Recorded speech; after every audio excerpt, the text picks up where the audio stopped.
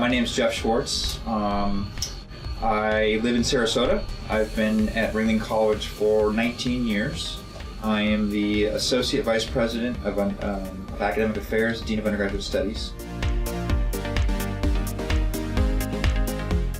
Started off doing photography and then kind of migrated into painting, and was very interested all along in light and space and environments, interiors, and the body of work that I've been most recently involved with deals specifically with architecture and diners. I call the diner kind of the American cathedral.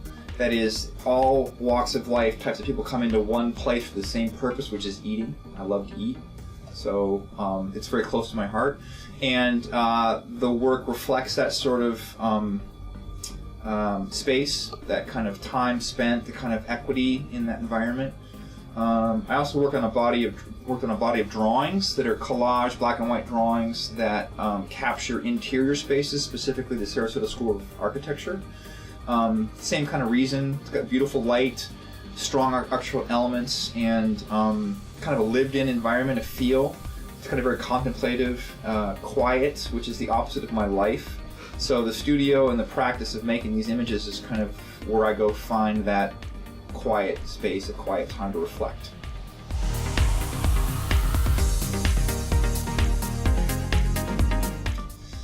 So I decided early on in my process of being an artist and going to college for art that I wanted to be involved in teaching. And as I became involved in teaching after I graduated from graduate school, my time to create became less and less of my day, and my job, teaching, took up more and more of my time. And so what I was doing in the classroom had to inform what I was doing in my studio practice, and same thing with that and the other way. So my studio practice informed my teaching, and it made me much more efficient and effective and clear-minded. I had to talk to people, students, about what I wanted them to do, about the ideas of painting or making images or drawing.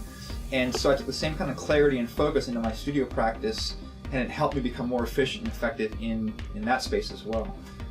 Even things I would explore in my studio became part of my teaching. So if I was dealing with color theory or applied color ideas in my classwork, I would do it in my studio, and I might come across an idea in my studio that I resolved that I could then bring back to the class and share with my students about a way to approach their own work.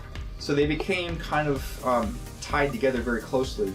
And I can't imagine doing one without the other now. Even if I had the opportunity not to teach, I would still try to do it because it certainly reflects upon what I'm doing in my studio practice and vice versa.